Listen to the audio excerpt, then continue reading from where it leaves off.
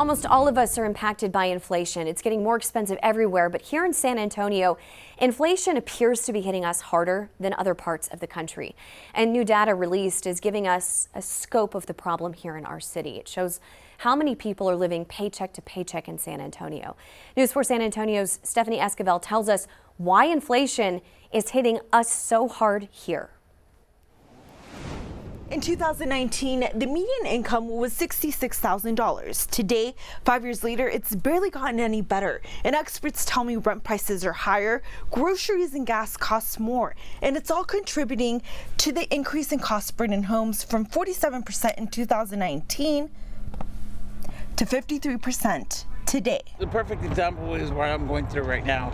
I am literally moving out of my apartment right now and moving back home to live at home because I can't make ends meet.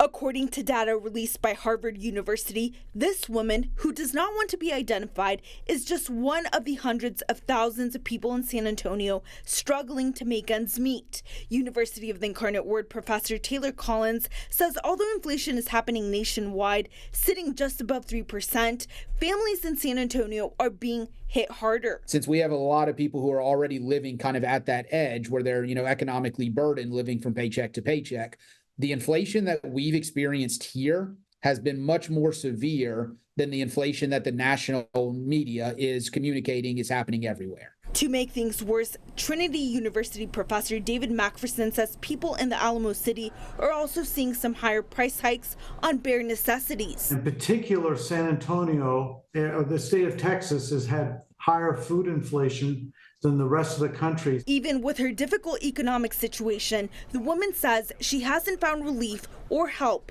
no matter where she's looked. But he's helping us, and then you don't qualify for food stamps or anything because you make too much. Stephanie Esquivel, News 4 San Antonio.